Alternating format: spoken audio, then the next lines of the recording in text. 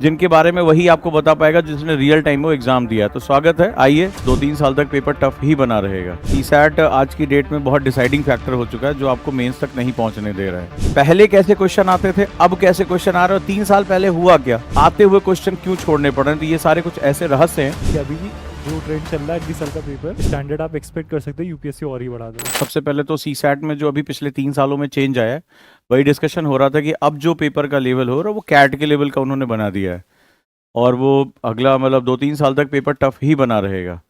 वही हम डिस्कशन कर रहे थे कैसे कंप्रीहेंशन कराया जाए, और पहले जो है वो बच्चों में क्या चीज़ एक आदत है जो मिसिंग है। तो मेक श्योर कि जब आप क्लास करें तो उसको बहुत ध्यान से करें। सीसैट आज की डेट में बहुत डिसाइडिंग फैक्टर हो चुका है जो आपको मेंस तक नहीं पहुंचने दे रहा है। तो बहुत ध्यान से हमें करना है, और चीज़ों को उतनी ही शिद्दत से लेके चलना है, बहुत ही फोकस होके। तो क्लास में, क्योंकि आप ये समझिए कि क्लास में ऑफिसर हैं, इनको दोबारा टाइम नहीं मिलेगा। ये ट्रेनिंग पे जा रहे हैं, उसके बाद यहाँ से वो वीक में एक बार ऑनलाइन वो जुड़े रहेंगे। तो जब आप किसी ऐसे सक्सेसफुल कैंडिडेट से पढ़ते हैं तो ये आपकी जिम्मेदारी है कि आप क्लास को स्मूथली चलने दें, और पूरे फोकस उनकी स्पीड से। आप उनको धीमा ना करें, आप अपनी स्पीड बढ़ाइए कि वो क्या बता रहे हैं, कैसे बता रहे हैं। आज पूरी स्ट्रैटेजी वो शेयर करेंगे, कहाँ से क्वेश्चन आते हैं, किस तरह के क्वेश्चन आ रहे हैं, और क्या क्या उसके टेम्परामेंट हो सकते हैं। तो जब हम यहाँ से ये चीज़ें शुरू करते हैं तो हमारे लिए वो चीज़ें थोड़ा समझ में आएंगी। तो सीसैट का पूरा सेगमेंट क्या है, पहले कैसे क्वेश्चन आते थे, अब कैसे क्वेश्चन आ रहे हैं, और 3 साल पहले हुआ क्या जिसकी वजह से रिजल्ट। अभी हमारा वही डिस्कशन हो रहा था कि लास्ट ईयर में इंजीनियर्स के लिए भी वो पेपर लगभग इम्पॉसिबल हो गया, बहुत मुश्किल हो गया पेपर, किसी को नहीं समझ में आ रहा, और आते हुए क्वेश्चन क्यों छोड़ने पड़ रहे हैं। तो ये सारे कुछ ऐसे रहस्य हैं जिनके बारे में वही आपको बता पाएगा जिसने रियल टाइम में एग्जाम दिया है। तो स्वागत है, आइए। Good evening everyone. मेरा इंट्रोडक्शन सर ने दिया। मैं 2023 बैच में all India rank 256 IRS custom हूँ। सर के सामने ही बड़ा हूँ, उन्हीं यूएस से मैं यहाँ पे आया हूँ ताकि as much as I can help people. जो भी मेरी अगली ट्रेनिंग स्टार्ट होने वाली है, मैं जितने दिन का गैप है तो मैं चाहता हूँ ज़्यादा से ज़्यादा कैंडिडेट्स की मदद कर सकूँ, क्योंकि बहुत दिन नहीं पहले मैं भी उसी तरफ बैठा था जहाँ आप बैठे हो, और वहाँ से चीज़ें समझना थोड़ा डिफिकल्ट है, स्पेशली जब आपके पास कोई गाइडेंस ना हो। तो पहले सीसैट पढ़ना क्यों ज़रूरी हो गया?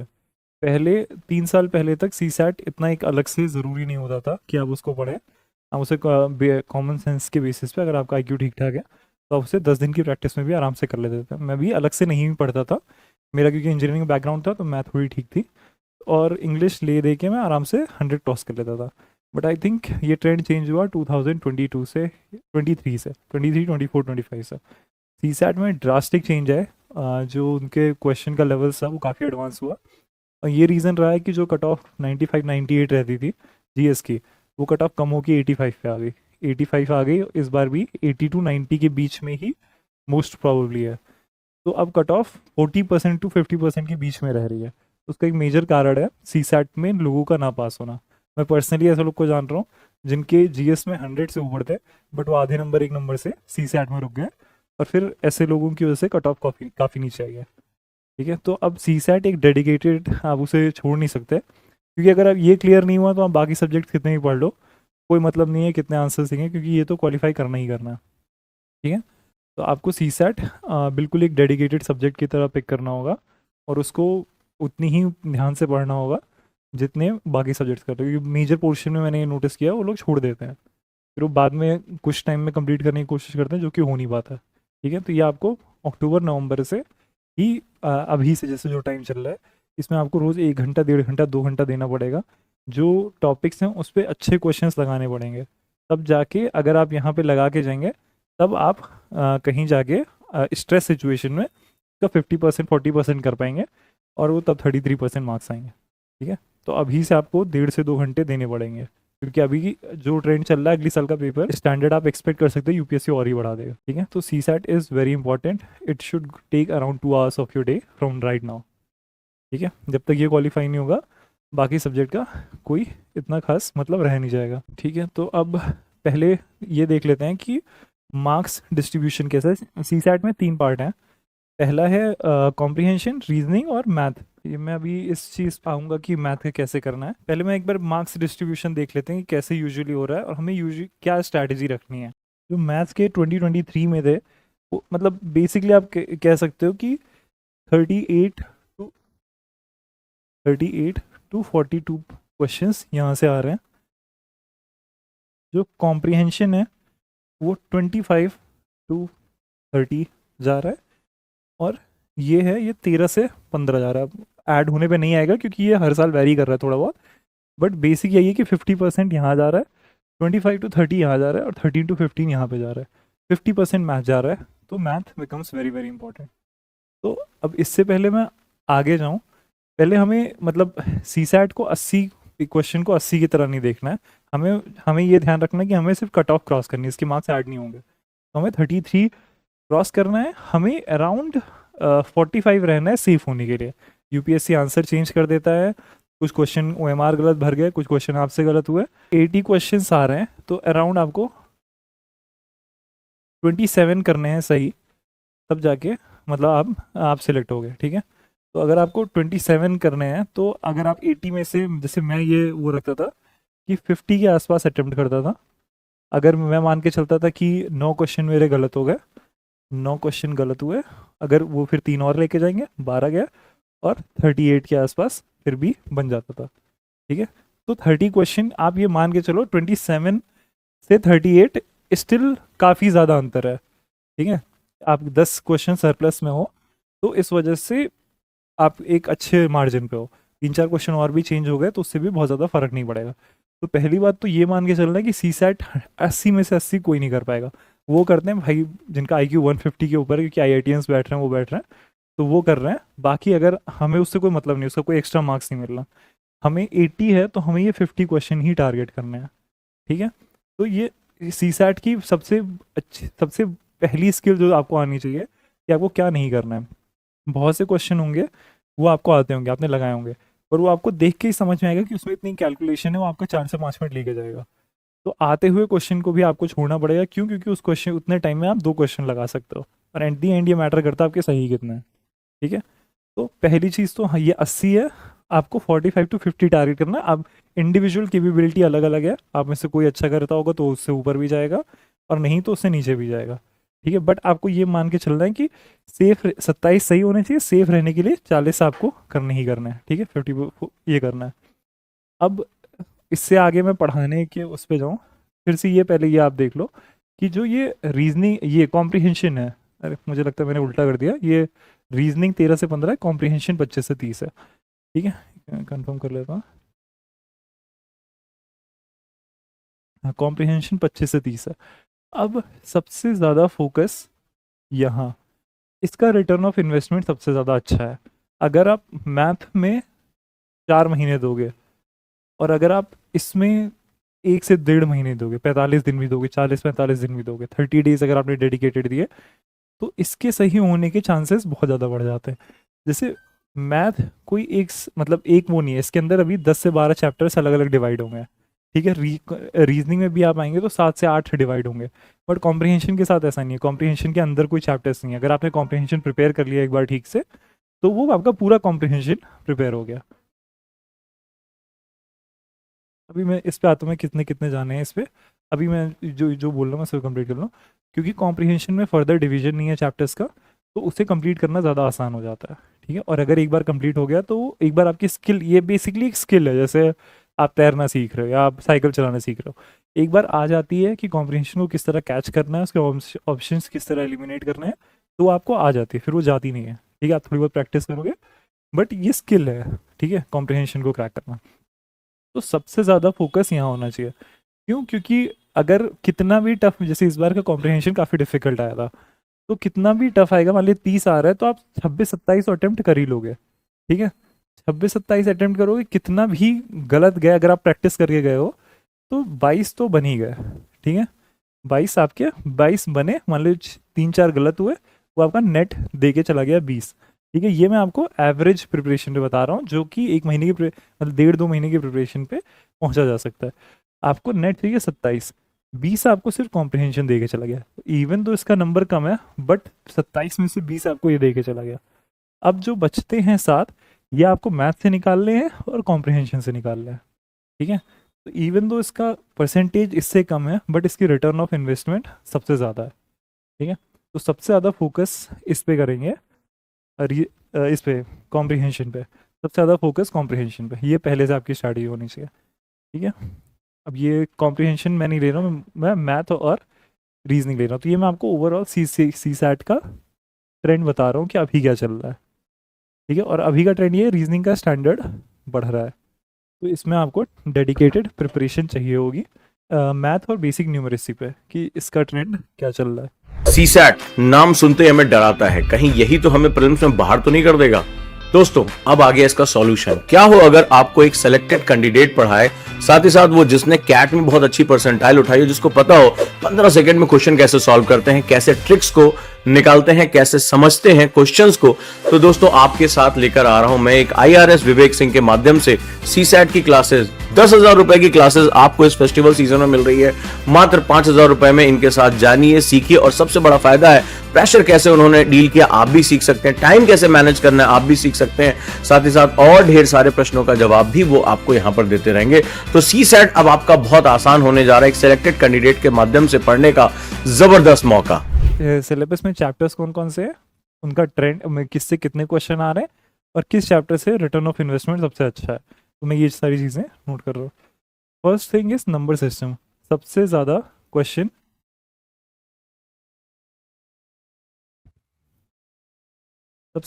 इसी से आ रहे हैं। 10 से 15 जो क्वेश्चंस हैं वो यही लेके जा रहा है।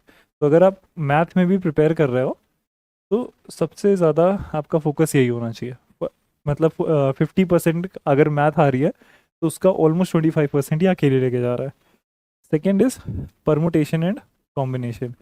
इससे क्वेश्चन काफ़ी ज़्यादा आ रहे हैं पर इसका जो कन्वर्जन है वो काफ़ी पुअर है। मतलब एक्चुअल एग्जाम में, क्योंकि इसमें अगर आपने किसी ने PNC लगाई हो तो इसमें फैक्टर्स होते हैं, 5 फैक्टर 12 का फैक्टर, उसे मल्टीप्लाई करना पड़ता है लगातार। तो इसका जो कन्वर्जन है असली पेपर में इसका सही आंसर निकालना बहुत ही ज़्यादा डिफिकल्ट हो जाता है, ठीक है। नंबर सिस्टम रादर ईजी है, उसका आंसर आ जाता है, इसका आंसर निकालने में बहुत मुश्किल होती है क्योंकि एक ही आंसर में आपको 7 से 8 बार मल्टीप्लाई करना होता है। स्ट्रेस में अगर एक नंबर भी गलत हुआ तो अगली मल्टीप्लाई में गलत होगा, फिर अगले में गलत होगा, फिर अगले में गलत होगा, एक्चुअल आंसर इसमें नहीं मैच करेगा, ठीक है। ये PNC है। Then algebra around 6 to 7 question. Then basic mensuration,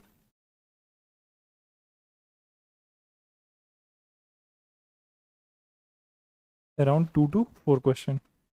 फिर Venn diagram कम आता है, मतलब पिछले साल शायद 2023 में गायब ही था बिल्कुल, बट अगर आता है तो ये इजी होता है कन्वर्ट करना, डायग्राम बना के इसे समझना आसान होता है। उसके बाद आता है डेटा इंटरप्रिटेशन, DI में आपको ये क्योंकि इसका क्वेश्चन लंबा होता है तो इसे समझने में थोड़ी मुश्किल होती है और स्ट्रेस बढ़ाता है। बट अगर आपको एक बार डेटा समझ में आ गया, आपको बेसिक उसमें परसेंटेज या इस तरह निकालने आते हैं तो इसका आंसर आसानी से आ जाता है, इतनी मुश्किल नहीं होती। जो CSAT का अभी का ट्रेंड है, DI इतना डिफिकल्ट नहीं होता। उसके बाद जो जहाँ अब मैं बता रहा हूँ जहाँ पे आसानी से नंबर निकाले जा सकते हैं वो है एज वाले क्वेश्चन की, लाइक इतने साल पहले डबल एज थी, इतने साल बाद ट्रिपल एज, आप ये समझ रहे हो। तो ये वाले क्वेश्चन फिर भी इजी होते हैं, इजी टू कॉम्प्रिहेंड होते हैं और आसानी से हो जाते हैं, ठीक है। तो इससे ज़्यादा क्वेश्चन नहीं आते, 1 से 2 ही आते हैं बट कन्वर्ट होते हैं। एवरेज है, एवरेज ये भी अगर आप प्रैक्टिस करके आते हो तो कन्वर्ट होता है। फिर टाइम एंड वर्क, इसके क्वेश्चन भी दो के आसपास आते हैं, 2 से 3 आते हैं, किसी किसी साल नहीं भी आते। बट मेंशुरेशन, ओके सॉरी मैंने पूरा नहीं लिखा, हाँ, तो टाइम एंड वर्क ये कन्वर्ट होता है। इसके बाद profit and loss, profit and loss हो गया। उसके बाद simple interest and compound interest हो गया, ठीक है। उसके बाद परसेंटेज हो गया, मतलब ये मेंशुरेशन में उसमें पूरे में आ जाते हैं, मैं आपको ऐसे डिवाइड करके बता रहा हूँ।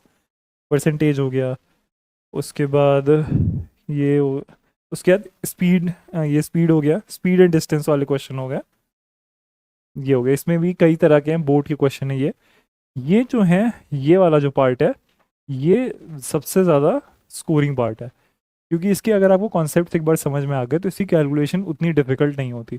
नंबर सिस्टम की भी कैलकुलेशन ठीक होती है। ये थोड़ी सी डिफ़िकल्ट पार्ट है।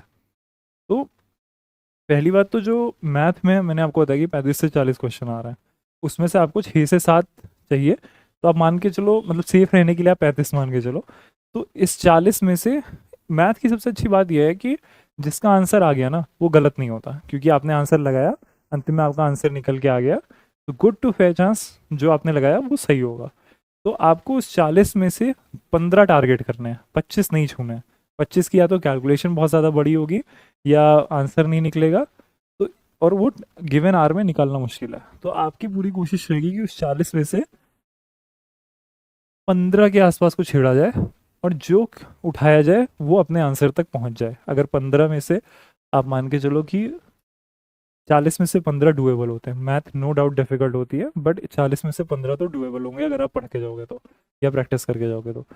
अगर 3 गलत भी हो जाते हैं तो भी एक आपका नेगेटिव लेके गया, 11 नेट बच गया, तो 20 था, 11 अराउंड इसमें हो गया, तो ये 31। तो इन दोनों से आपने 27 की कट ऑफ तो पार कर ली। तो बट ये याद रखना है कि 40, ये रेशियो याद रखना है, ये नहीं कि जो क्वेश्चन दिख गया अब उसको तुरंत लाइन से लगाते आना।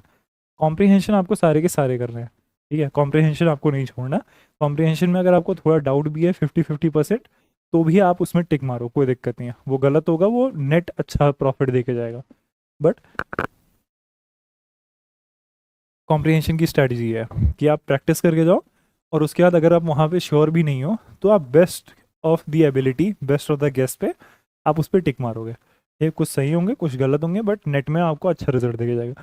मैथ की स्ट्रैटेजी ये है, मतलब अगर आप IITians नहीं हो या बहुत अबव हाई क्यू नहीं है, तो आप कुछ क्वेश्चन उठाओगे और ये आपको प्रैक्टिस से समझ में आएगा कि कौन से क्वेश्चन उठाने हैं और कौन से क्वेश्चन नहीं उठाने हैं, ठीक है। क्योंकि वो क्वेश्चन देख के आपको समझ में आना चाहिए कि इस क्वेश्चन में कितनी कैलकुलेशन है, मैं गिवन टाइम में गिवन स्ट्रेस में वो कर सकता हूँ कि नहीं। क्योंकि जब स्ट्रेस बढ़ता है तो गलती होने की गुंजाइशें बढ़ती है। मैथ में एक नंबर भी गलत होगा तो अगली कैलकुलेशन में वो अर्थ का अनर्थ हो जाएगा, ठीक है। तो ये चीज़ है। तो मैथ में सबसे यही स्ट्रैटेजी रखनी है, 40 में से 15 उठाने हैं, 15 में से 3 गलत हो सकते हैं, 11 मुझे सही करने हैं, वो आपको नेट प्रॉफिट देके जाएगा, ठीक है। अब जो आखिरी पार्ट है, जो रीजनिंग के क्वेश्चंस हैं, रीजनिंग के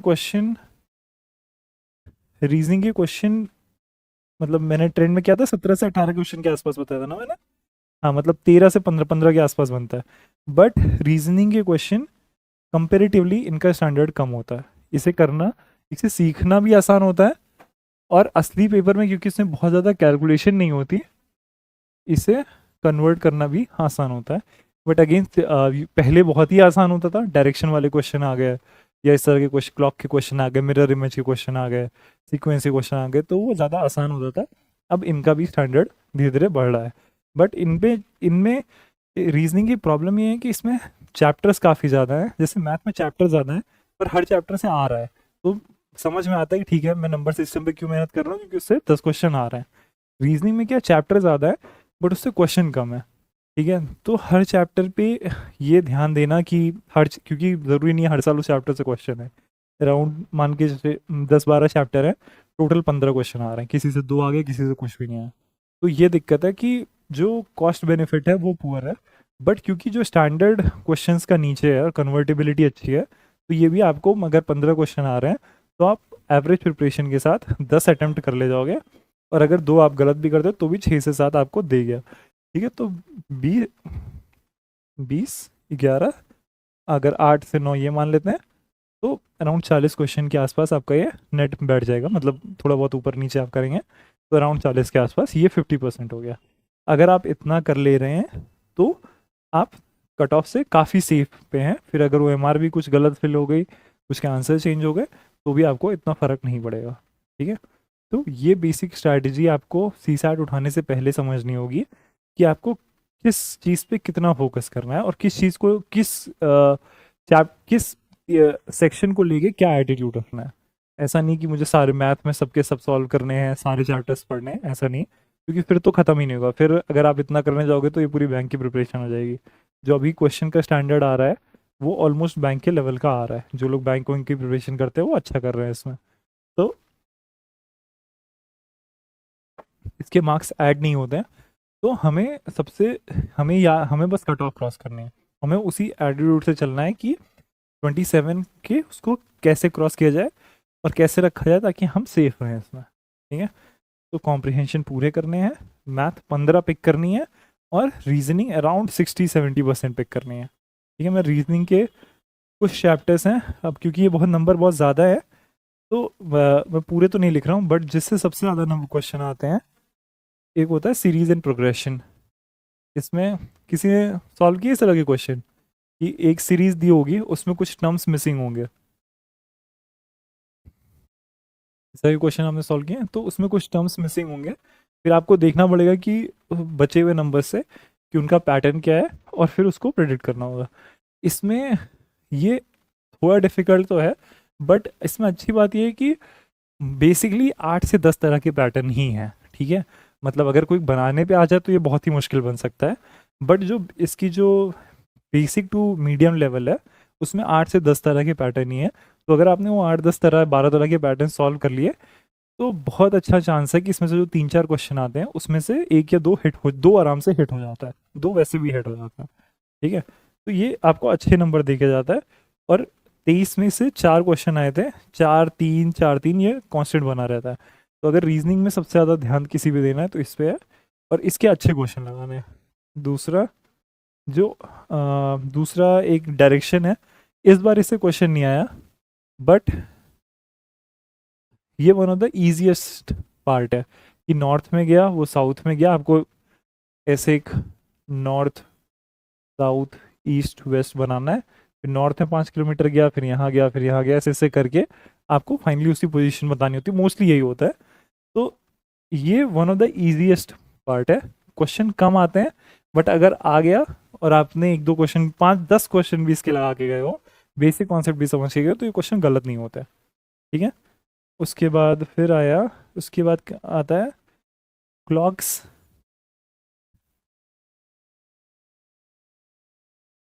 हुआ, कैलेंडर हुआ। अगेन इन सबसे इनको पढ़ने में सबसे ज़्यादा दिक्कत ये होती है, इससे क्वेश्चन आते नहीं है, दिक्कत है 1 से 2 क्वेश्चन आए, एक क्वेश्चन भी आ गया, दोनों मिला के एक क्वेश्चन आ गया और वो भी कन्वर्ट नहीं हुआ तो हफ्ते भर की पढ़ाई वहाँ पे बर्बाद हो जाती है, ठीक है। तो क्वेश्चन डिफ़िकल्ट नहीं होते, मैं बेसिक से आपको बता दूंगा, बट जो क्वेश्चन आ रहे हैं वो बहुत ज़्यादा नहीं आ रहे इससे। उसके बाद डायरेक्शन मैंने आपको बता दिया।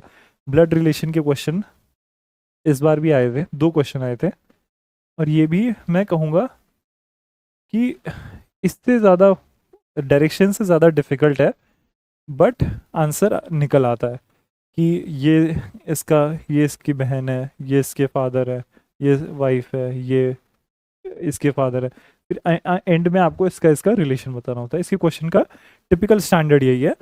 तो बट ये भी अगर आप प्रैक्टिस करके जाओगे, ये हुआ, ये अगर आप पढ़ के गए तो ये श्योर एंड शॉर्ट सही हो जाता है, ठीक है। तो इन चैप्टर्स पे फोकस करना है जो अच्छा रिजल्ट दे के जाए आपको, ठीक है। उसके बाद क्यूब्स एंड डाइस आता था पहले, 2-3 साल से नहीं आ रहा है, ठीक है। क्यूब्स एंड डाइस हो गया। उसके बाद पजल्स होते थे, वो भी अभी नहीं आ रहे हैं। कोडिंग भी इसी सीरीज प्रोग्रेशन को अगर आप समझ रहे हैं तो इसी में कोडिंग भी आती है। इसमें कोडिंग में ये होता है कि आपको मान लीजिए ABC दिया और उसने बोला ये 1 2 3 है, फिर वो आपको DEF देगा और बोलेगा कि अब इसको कैसे कोड करोगे। तो इसमें आप देखोगे कि A1 पे है, B2 पे है, C3 पे है, और उसी हिसाब से आपको DEF। ये मैं आपको बहुत ही बेसिक बता रहा हूँ, मतलब दीजिए जब मैं बस आपको ये समझा रहा हूँ कि क्वेश्चन किस तरह से आता है। तो coding, series, direction, blood relation, ये कुछ ऐसे टॉपिक्स हैं रीजनिंग के जिनका कन्वर्जन काफ़ी अच्छा है। अगर आप इन्हें पढ़ लोगे तो ये 80 पेपर में भी निकल के अच्छे से आपको रिजल्ट देंगे, ठीक है। उसके बाद तो बेसिक रीजनिंग के अभी मतलब ऐसे तो और भी कई सारे वो है, अल्फ़ाबेट टेस्ट है, इनइक्वालिटी है, सीटिंग अरेंजमेंट्स है, पजल है, मतलब चैप्टर्स बहुत ज़्यादा है, बट ये 4 से 5 चैप्टर्स हैं जिससे 80% 70 to 80% क्वेश्चन बनता है और अच्छा कन्वर्ट होता है। तो आपको फोकस तैयारी करनी है कि कहाँ से आपको अच्छा रिजल्ट मिल रहा है, कहाँ से मार्क्स कन्वर्ट हो रहा है, ठीक है।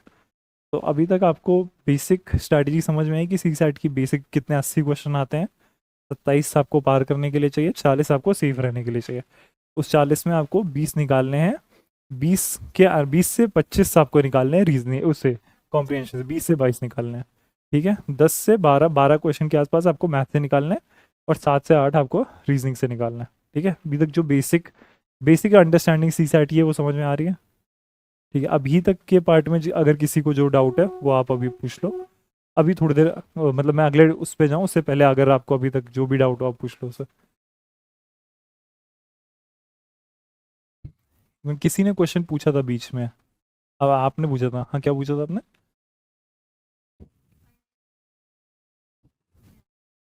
ये देखिए, आप इसको जो कॉम्प्रिहेंशन वाला पार्ट है वो उसे आप दो तरीके से कर सकते हो। पहला ये है कि आप जो न्यूज़पेपर पढ़ते हो उनका जो स्टैंडर्ड होता है एडिटोरियल का, वो अपने आप में काफ़ी अच्छा होता है। अगर आपको उनके जो एडिटोरियल्स के वो समझ में आने लगे कॉम्प्रिहेंशंस, तो आप एक्चुअल पेपर्स में भी उसको कॉम्प्रिहेंड कर पाओगे आसानी से, आपको कोई प्रॉब्लम नहीं होगी। तो या तो आप इसको अपने न्यूज़पेपर में ही ऐड कर लो, ठीक है, कि आपको कैसे आ रहा है वो करना। दूसरा तरीका है कि अगर आप नेट पे सर्च करोगे तो कैट के जो कॉम्प्रिहेंशंस होते हैं, कैट का कॉम्प्रिहेंशन का लेवल होता है वो CSAT से एक ऊपर होता है, 19-20 का अंतर होता है, क्योंकि इस बार CSAT भी काफ़ी डिफिकल्ट था। तो कैट के जो है वो उसकी बहुत सारी फ्री टेस्ट सीरीज जो है वो अवेलेबल है नेट पे, और उसमें उसने पैराग्राफ दिए हैं, उसके ऑप्शंस दिए हैं, और आप जैसे ही क्लिक करोगे आपको इमीडिएट वो बता भी देगा कि सही है या गलत है, उसमें मल्टीपल लेवल से आप वो भी कर सकते हो। दूसरा तरीका ये है, तो दूसरे तरीके में आप क्या कर सकते हो कि कॉम्प्रिहेंशन को बहुत एक दिन में बहुत ज़्यादा टाइम नहीं देना। आपने एक दिन में स्टार्टिंग में 3 कॉम्प्रिहेंशन सॉल्व किए, बाद में 4-5 करने लगे, तो ये 15 मिनट से ज़्यादा 3 कॉम्प्रिहेंशन नहीं लेके जाना चाहिए, क्योंकि असली पेपर में भी आपको एक कॉम्प्रिहेंशन के लिए अराउंड 1.5 मिनट से ज़्यादा नहीं मिलेगा, ठीक है। तो अगर 1.5 मिनट मिल रहा है, अगर आप स्टार्टिंग में 5 मिनट भी लेना चाहते हो तो भी ले लो, तो 15 मिनट में आप 3 कॉम्प्रिहेंशन सॉल्व कर पाओगे। तो कैट की हाँ, ये चीज़ मैं बताना भूल गया कि जो भी हम इसमें पढ़ा रहे हैं, ठीक है, एक बार आपका जब बेसिक तैयार हो जाए तो हमेशा या तो कैट के इजी वाले क्वेश्चन लगा लेना या बैंकिंग के इजी वाले लगा लेना, हमेशा तैयारी 20 की करके जाना, ताकि कुछ भी वो वहाँ पे UPSC थ्रो करे, you are not surprise by it. तो मतलब एक बेसिक से स्टार्ट, कोई भी चैप्टर हम पढ़ेंगे तो हम बेसिक से स्टार्ट करेंगे और स्टार्टिंग से क्वेश्चन हो, बट एंड में जब आप पेपर देने जाओगे, अगर आप अभी नहीं तो एंड में जब भी देने जा रहे हो तो एटलीस्ट अपनी आंखें नए तरह के क्वेश्चंस के लिए खोल के रखना, ठीक है, क्योंकि UPSC कितना भी ऊपर जाएगा उससे ऊपर तो नहीं जाएगा, क्योंकि फिर तो सब फेल हो जाएंगे, ठीक है।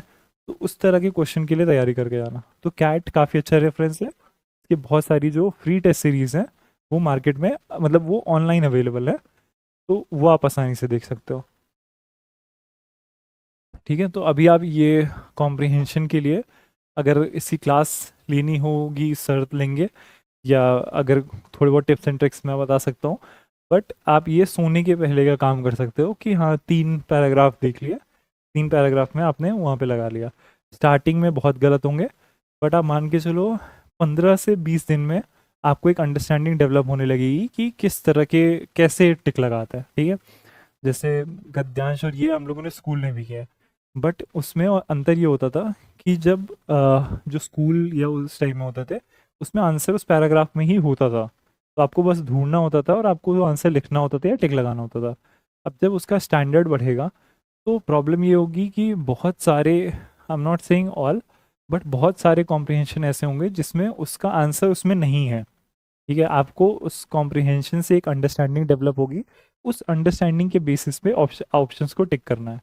जो उसने पूछा हुआ है उसका आंसर उसमें है ही नहीं, उससे एक समझ डेवलप करनी है, ठीक है। उसके लिए एडिटोरियल काफ़ी अच्छा है कि आपको एक जिस्ट बनेगी, समरी बनेगी उसकी कॉम्प्रिहेंशन की, फिर उस पर आप टिक करोगे, ठीक है। तो ये चीज़ करनी है, ठीक। इसके लिए जो मैंने आपको प्रैक्टिस के लिए बोला ये करना है, तो समझ डेवलप करने की आदत डालो रादर देन आंसर ढूंढने की। ये भी करते थे, मतलब मैं यूजुअली करता था, पहले एक बार क्वेश्चन पढ़ लेता था उसके बाद कॉम्प्रिहेंशन पढ़ता था, तो मुझे बताता था एग्जैक्टली कहाँ पे मुझे रुकना है, कहाँ कहाँ पे ध्यान रखना है, ठीक है। वो तो स्ट्रैटेजी की बात हो गई, बट ये आपको ये एबिलिटी डेवलप करनी पड़ेगी कि इतना बड़ा पैराग्राफ पढ़ा उससे क्या समझ में आया, वो आपको आना पड़ेगा, ठीक है, एग्जैक्ट आंसर नहीं होगा। और इसमें ये भी है कि इसमें कैंसिलिंग भी काफ़ी ज़्यादा चलती है, कि आपको 4 ऑप्शंस दिए हैं, मान लीजिए आपको एग्जैक्ट आंसर नहीं पता, बट आपको ये पता है कि उसमें से जो 2 ऑप्शंस हैं वो तो एब्सर्ड है, मतलब ये तो सही नहीं ही होगा। अब जो बचे 2 हैं उसमें आपको best of common sense use करना है, best of guess would be not would be the right term, but हाँ कॉमन सेंस यूज़ करना है, कट करना है और आंसर निकालना है। चांसेस आर, क्योंकि जो अभी स्टैंडर्ड है, चांसेस आर कि आप एग्जैक्ट आंसर निकाल पाओ वो कम है, ठीक है। तो आपको 50-50 करना पड़ता है, या बेस्ट आंसर जो आपको लगता है वो। अभी भी अगर आप CSAT के आंसर्स चेक करोगे जो अभी कोचिंग से आंसर की दी है, उसमें से आप विजन के चेक करोगे, विजन की फैसिलिटी मतलब सबसे अच्छी है नेट पे, बट आप देखोगे तो उनके भी जो 7 से 8 आंसर उन्होंने खुद 2 आंसर दिए हुए हैं कि A/B, B/C, C/D, वो खुद भी श्योर नहीं है, कोई भी श्योर नहीं है, अब UPSC जो मान ले। तो आपको ये कॉम्प्रीहेंशन में ये एबिलिटी डेवलप करनी पड़ेगी कि एब्सर्ड को काटना है, फिर जो बचे हैं उसमें रिस्क लेना है, क्योंकि उसमें से फिर 3-4 गलत भी हुए, 5-6 गलत हुए, 2 लेके गए तो भी 20 बच गए, ठीक है।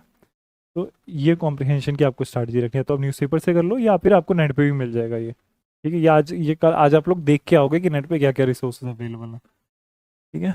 उसके बाद और ये कुछ, मतलब अभी मैं चैप्टर स्टार्ट करूँगा तो वो ज़्यादा, मतलब फिर एक चैप्टर में हम जाने लगेंगे, बट अभी मोस्टली ये कैट की वो है, अरे CSAT की बेसिक अंडरस्टैंडिंग है, ठीक है। तो ये बहुत ज़रूरी है, क्योंकि इससे आपको पता चलेगा कि किस पार्ट पे कितना फोकस करना है। एक बार आप देख लो जितनी चीज़ें मैंने बताई तीनों पार्ट में, जो भी है आप उसे गो थ्रू करोगे, ताकि आपको ऐसा लगे कि हाँ कोई आपके बीच से ही निकला है, तो आप भी उतनी मेहनत के साथ निकल सकते हो, और इतना ज़्यादा मुश्किल नहीं है, ठीक है। पूरा UPSC is a game of strategy rather than game of knowledge, ठीक है। तो ये बताना है कि किस चीज़ पे कितना ध्यान देना है, कितने घंटे देने हैं, मेरी जो कोशिश रहेगी कि आप ये सीखें। बाकी अगर आप जो इन चैप्टर्स की बात करें, तो मार्केट में मुझसे बहुत ही अच्छे टीचर होंगे जो उनका डेली का ये काम होगा, ये देखना कि उनके पास अच्छे क्वेश्चंस होंगे, सोल्यूशंस होंगे ना, रटी हुई होंगी चीज़ें, ठीक है। तो मेरा वो फोकस नहीं है, मेरा फोकस है आपको इंट्रोड्यूस कराना इनके बेसिक थ्योरी से, बेसिक कॉन्सेप्ट से, और आपको क्वेश्चन सॉल्व कराना और ये बताना कि कैसे जा रहा है, ठीक है। बाकी इसके और भी अच्छे होंगे, ठीक है, उसकी कोई बात नहीं, बट मैं चाह रहा हूँ कि आपकी थोड़ी रिलेटिबिलिटी बढ़े, थोड़ा कॉन्फिडेंस रहे कि हाँ कोई आप जैसा ही है जो कि था। क्योंकि जब मैं उस साइड बैठता था तो पेपर देने के बावजूद वो कॉन्फिडेंस नहीं आता था कि मेरा हो जाएगा, क्योंकि ऐसा लगता है कि जो लोग सिलेक्ट होते हैं वो कहीं अलग से आते हैं ना, वो कहीं बहुत टॉप अलग बैठते हैं, ऐसा कुछ नहीं होता। वो मेंटली अपने आप को तैयार करना कि मैं भी उतना ही काबिल हूँ जितना वहाँ बैठा कोई है, ये बहुत ज़रूरी चीज़ है। नहीं तो अटेम्प्ट निकलते जाते हैं, वो कॉन्फिडेंस नहीं बिल्ड हो पाता कि मैं डिज़र्व करता हूँ वहाँ पे बैठना, ठीक है। तो मेरा ये रहेगा बेसिकली। तो मैं जैसे क्लास लूँगा, मैं चाहता हूँ कि कॉन्वर्सेशन के बेसिस पे हो। आपको अगर इससे मैं CSAT तो मुझे जो पढ़ाना है वो तो मैं पढ़ाऊँगा ही पढ़ाऊँगा, उसके बाद भी अगर आपको कोई डाउट है, कुछ आपको पूछना है, कुछ फॉर्मल इनफॉर्मल CSAT से रिलेटेड, GS से रिलेटेड, क्योंकि जस्ट मैं अभी मेंस दे के आया हूँ 1 महीना पहले, तो मेरे पास अभी भी सारे कॉन्सेप्ट फ्रेश हैं, ठीक है। तो आपको जो भी पूछना हो, GS से रिलेटेड भी पूछना हो, जो भी पूछना हो, तो वो आप पूछ लो। हो सकता है मैं तुरंत बताऊँ, हो सकता है मैं थोड़ी देर बाद बताऊँ, अगर किसी का अकेले का हुआ तो क्लास के बाद बता दूंगा वो भी, पर मैं चाहता हूँ कि जितना मुझे आता है उससे ज़्यादा से ज़्यादा मैं सिखा के जा पाऊँ आपको, ठीक है। तो आप उस हिसाब से पूछिए, आप पूरी UPSC से रिलेटेड पूछ सकते हैं कि मेरा प्रीलिम्स है 3-4 महीने पहले तो, और मेंस 1 महीना, तो सारी चीज़ें अभी फ्रेश हैं, जितनी भी चीज़ें मैंने प्रिपेयर की, ठीक है। तो आप आगे से जो भी क्लासेस रहेंगे आप उस तरह से करना, ज़्यादा से ज़्यादा बात करने की कोशिश करो, क्योंकि मुझे भी पढ़ाने का बहुत ज़्यादा एक्सपीरियंस नहीं है। तो आधे घंटे से जब मैं एक तरफ बोलता रहता हूँ तो मुझे समझ नहीं आता, क्योंकि आप बहुत से लोगों के फेसेस बिल्कुल ब्लैंक हैं, तो समझ नहीं आ रहा आपको समझ आ रहा है कि नहीं, ठीक है। तो आप अपनी तरफ से भी कॉन्वर्सेशन, आपको जो पूछना है पूछो, जिस चीज़ से रिलेटेड, मैं उसे एड्रेस करने की एज जितनी मेरी कैपेबिलिटी होगी मैं पूरी कोशिश करूँगा, ठीक है। तो अभी के आज का मेरा जो बेसिक मोटिव था कि आपको CSAT से इंट्रोड्यूस करना, कि बेसिक कितने हैं, बेसिक स्ट्रैटेजी क्या होनी चाहिए, बेसिक जो सोर्स हैं वो क्या क्या होने चाहिए। और अभी जैसे मैंने आपको बताया मैथ और रीजनिंग के, इसके बेसिक जो पहला सोर्स है वो है प्रीवियस ईयर क्वेश्चंस। जब आप इसमें कंफर्टेबल हो जाएंगे तो फिर आप कोई बैंक या कैट की जो बेसिक वाली होगी वो आप सॉल्व करके जाएंगे, तो वो आपका सेकेंडरी सोर्स हो जाएगा। First source previous year question ही है, ठीक है, वो कितने करने हैं वो भी मैंने आपको बता दिया, ये आपके सोर्सेज रहेंगे। तो मेरा पहली क्लास से मेरा इंटेंशन यही था कि आपको चैप्टर से इंट्रोड्यूस करना। कल से मैं एक एक चैप्टर करके लूँगा उसके और मेरा जो पढ़ाने का तरीका, मतलब मैं कैसे रखूँगा, जो मुझे लगता है कि कोई भी मैं चैप्टर उठाऊँगा तो जो बेसिक कॉन्सेप्ट है मैं वो बताने की कोशिश करूँगा, उससे फॉर्मूलेज कौन से होते हैं, फिर मैं एक एक लेवल बताऊँगा कि इस चैप्टर में लेवल 1 का क्वेश्चन कैसा होता है, लेवल 2 का क्वेश्चन कैसा होता है, लेवल 3 का कैसा होता है, क्योंकि हर चैप्टर से ही बहुत डिफिकल्ट क्वेश्चन बनाया जा सकता है, बहुत आसान बनाए जा सकते हैं, बहुत डिफिकल्ट बनाए जा सकते हैं। तो उसमें मैं प्रीवियस ईयर क्वेश्चन को उठाने की कोशिश करूँगा कि जो लास्ट ईयर्स में आए हैं वो, फिर मैं आपको कुछ प्रीवियस ईयर्स दे के भी भेजूँगा कि आप उन्हें सॉल्व करो, आप देखो उस पर कंफर्टेबल हो कि कैसे वो सॉल्व होता है। ऑलमोस्ट सबके सोल्यूशन नेट पे आप वो देख सकते हो, मैं आपको बता सकता हूँ, बट मैं चाहता हूँ कि आप अपनी पेन से क्वेश्चन सॉल्व करो, क्योंकि सीसैट पेन से बिना सॉल्व किए नहीं होगा। ठीक है, फिर अगर कुछ ऐसे क्वेश्चंस हैं जो कि कॉमन सेंस से भी सॉल्व हो जाते हैं, ठीक है, उसके लिए आपको मतलब एग्जैक्ट पूरा निकालने की ज़रूरत नहीं पड़ती, you can by reading statistics आप एक बेस्ट गेस कर सकते हो कि आंसर इसके पास होगा, और क्योंकि आपके पास टाइम कम है तो आप अपना वो चांस देते हो। तो मैं वो भी सिखाने की कोशिश करूँगा कि कुछ ट्रिक्स हैं, कुछ फॉर्मूले छोटे हैं जिससे आंसर आ जाता है, या कुछ कॉमन सेंस लगाने से इससे आंसर आ जाता है, तो मैं वो सिखाने की कोशिश करूँगा। बट ये आपके आईक्यू पे डिपेंड सबसे ज़्यादा करता है। गेसिंग एक इंडिविजुअल गेम है, मैं आपको कुछ तरीके सिखा सकता हूँ, पर वो स्ट्रेस में आप कितना कर पाते हो वो आपके ऊपर है। ठीक है, तो मेरा सी साइड से आज का ये था, और मैं कल से कैसे क्लास रखूँगा ये मैंने वो कोशिश की आपको। अब इसके बाद अगर आप कुछ और चाहते हो कि मैं किस तरह पढ़ाऊँ या क्या करूँ, तो वो अभी आप बता दो, तो ताकि मैं कल तक थोड़ा मेंटली प्रिपेयर हो जाऊँ, या कौन से चैप्टर से आप शुरू, किसी को अगर सी सैट का आइडिया हो कि कौन से चैप्टर से स्टार्ट, मैं कोशिश करूँगा एक आसान से चैप्टर से स्टार्ट करने की, परसेंटेज हुआ या प्रॉफिट एंड लॉस हुआ, इसे क्या समझना आसान है, तो थोड़ा सा रेपो बन जाएगा, थोड़ा कॉन्फिडेंस आ जाएगा, फिर डिफ़िकल्ट चैप्टर्स की तरफ जाएंगे। तो मेरी ये है। बट अगर आप में से किसी का कोई सजेशन हो कि मुझे कैसे क्लास लेनी चाहिए, फिर भी मैं कॉम्प्रिहेंशन बता दूँ, उसके अंदर कोई इंटरनली डिवीजन नहीं है कि ये चैप्टर है, ये चैप्टर है, तो इसीलिए वो सबसे फेवरेट सेक्शन बन जाता है, क्योंकि जो इसमें इनपुट का टाइम है वो बहुत कम है। आपको कोई फॉर्मूले नहीं याद करने, आपको कोई चैप्टर्स नहीं पढ़ने, आपको एक स्किल डेवलप करनी है कैसे आपको पैराग्राफ पढ़ना है, और उससे ज़्यादा एक समरी, मेंटल समरी प्रिपेयर करनी है। वो स्किल मतलब वो नॉलेज नहीं, वो स्किल है, जैसे साइकिल चलाना हुआ। तो अगर आप वो सीख गए एक बार, तो आप फिर करने लगोगे, फिर आप 27 में से 22-23 कन्वर्ट कर ले जाओगे, हो जाएगा, इतना मुश्किल नहीं होता। इस साल थोड़ा मुश्किल हुआ है, 22-23 कन्वर्ट हुए, नहीं तो पिछले आई थिंक 2023 का अटेम्प्ट लिया था मैंने, उसमें ऑलमोस्ट सारे क्वेश्चन कन्वर्ट हो गए थे, मतलब कॉम्प्रिहेंशन ही पूरा का पूरा सॉल्व हो गया था, तो उसकी वजह से फिर मुझे मैथ और उसमें जोर नहीं देना पड़ा। ठीक है, तो इसका जो रिटर्न ऑफ इन्वेस्टमेंट है वो सबसे ज़्यादा अच्छा है। ठीक है, तो उसमें कोई सब सेक्शंस नहीं है, बाकी सब में सब सेक्शंस हैं। ठीक है, वो एक ही, कोई फार्मूला नहीं, कुछ नहीं, कॉमन सेंस, और उस पर चलता है ये गेम, स्किल पे, प्रैक्टिस पे। ठीक है, तो ये कॉम्प्रिहेंशन का है। सी सेट अभी जैसे, अगर आप, मैं तो ये बोलूँगा कि आप कॉम्प्रिहेंशन को पैरेलली करने की थोड़ी आदत डालें। 10 से 15 मिनट दिन का अगर आप देंगे, तो महीने 1.5 महीने में आप एक बहुत अच्छी स्किल डेवलप कर लेंगे। ठीक है, बाकी बचा हुआ मैथ और रीजनिंग, तो मैं कोशिश करूँगा उन चैप्टर्स को उठाने की जो कि थोड़े से आसान हो, ताकि एक बार कॉन्फिडेंस बिल्ड होना धीरे धीरे स्टार्ट हो। मैं प्रीवियस ईयर भी सॉल्व करके दिखाऊंगा, तो एक बार वो बिल्ड होना स्टार्ट होगा तो वहाँ से आपके लिए आसान हो जाएगा। बाकी मैंने आपको ऑलमोस्ट हर सब्जेक्ट का बताया कि कितने क्वेश्चंस आ रहे हैं, मैं वो फॉरवर्ड भी कर दूंगा सर, आपके ग्रुप में भी डाल देंगे अगर होगा तो अगर आपको समझ आ जाए कि हाँ, ये दो ही चीज़ डिसाइड करती है, पहला कितने क्वेश्चन आ रहे हैं, दूसरा कितने क्वेश्चन कन्वर्ट हो रहे हैं। जैसे पीएनसी से क्वेश्चन आते हैं, नो डाउट आते हैं, बट कन्वर्ट नहीं होते। ठीक है, तो पीएनसी में आप उतना ही करेंगे जिससे बेसिक्स क्वेश्चन सॉल्व हो जाए। मतलब अगर पीएनसी से 9 में से 3 क्वेश्चन आसान आ गए, तो वो 3 नहीं छूटने चाहिए किसी कीमत पे। ठीक है, पर बचे हुए 6 अगर तुमको लग रहा है कि वो गिवन टाइम में नहीं सॉल्व हो रहे हैं, छोड़ दो, कोई मतलब नहीं। उसमें फैक्टर्स होते हैं, उसमें कई बार मल्टीप्लाई करना पड़ता है, इतना बड़ा पेपर भी नहीं होता, रफ का एक वो होता है, आप एक के बाद कर दो, वो गंदगी होती नहीं सॉल्व होता है। तो आपकी पूरी कोशिश रहेगी कि जो 40 में से 10-15 आसान क्वेश्चन है उनको आइडेंटिफाई करना और उनको सॉल्व करना। ठीक है, मैथ में आपकी यही स्ट्रैटेजी रहेगी।